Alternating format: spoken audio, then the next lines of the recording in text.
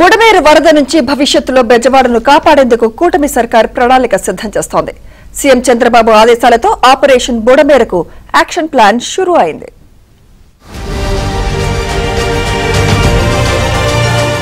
పులి మీద పుట్రలా విజయవాడను భయపెడుతున్న బుడమేరు ముంపు ప్రమాదాన్ని నివారించేందుకు ఆపరేషన్ బుడమేరును కూటమి సర్కార్ చేపట్టింది. ఇందులో భాగంగా ఇరిగేషన్, రెవెన్యూ, మున్సిపల్ శాఖలు కలిసి ఒక ప్రణాళికను సిద్ధం చేస్తున్నాయి.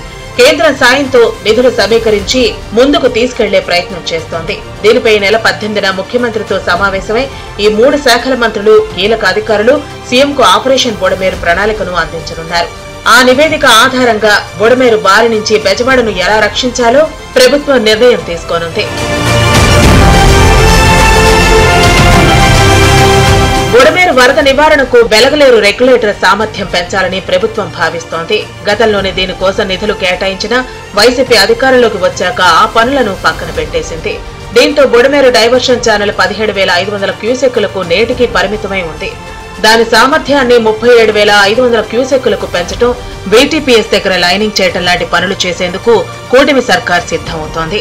బుడమేరు వరద నియంత్రణపై ముఖ్యమంత్రి చంద్రబాబు నాయుడుకు సమగ్ర నివేదికను అందించేందుకు విజయవాడ ఇరిగేషన్ శాఖ క్యాంపు కార్యాలయంలో 3 శాఖల అధికారులతో మంత్రులు నిమ్మల రామానాయుడు, నారాయణ సమీక్షించారు. ఓల్డ్ ఛానల్ అంటే వెలగలేరు రెగ్యులేటర్ దగ్గర నుంచి కొల్లేరు వరకు వెళ్ళేటువంటి ఏదైతే ఓల్డ్ ఛానల్ బుడమేరు ఏదైతే ఉందో దాన్ని కూడా బిట్స్ కింద డివైడ్ చేసుకుంది.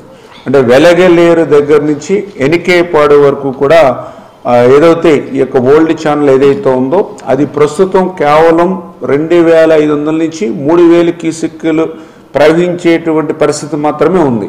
దీనికి ఒక శాశ్వతమైన పరిష్కారం కావాలనేటువంటి ముఖ్యమంత్రి గారి ఆలోచన ప్రకారమే మరి ఈరోజు ఈ యొక్క సమీక్ష చేసి నిర్వహించుకున్నామంటే గత టీడీపీ హయాంలో బుడమేరు డైవర్షన్ ఛానల్ 35,000 క్యూసెక్కులకు పెంచేలా 464 కోట్లతో టెండర్లు అప్పగించి 80% పనులు పూర్తి చేశారు.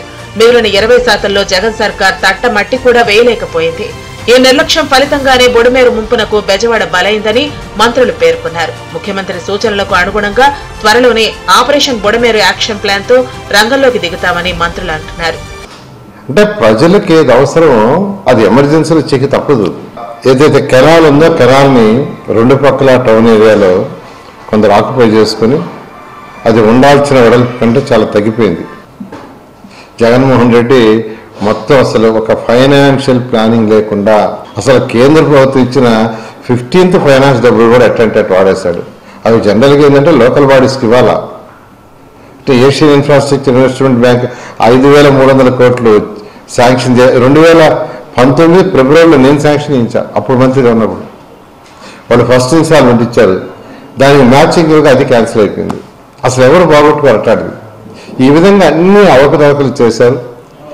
సీఎం చంద్రబాబు మంత్రులు అహర్నిశలు శ్రమించి విజయవాడ బుడమేరు వరద నుంచి ప్రజలను కాపాడారు. తిరిగి ఇలాంటి విపత్తు సంభవించకుండా కేంద్ర ప్రభుత్వ సహకారంతో బుడమేరు విస్తరణ పనులు చేపట్టడంతో ఆక్రమణలను తొలగించే కార్యక్రమానికి త్వరలోనే శ్రీకారం చుట్టనున్నారు. ప్రజలకు ఇబ్బంది లేకుండా ప్రత్యామ్నాయ ఏర్పాట్లు చేశాకే ఆపరేషన్ బుడమేరు పూర్తవుతుందని మంత్రులు వెల్లడించారు.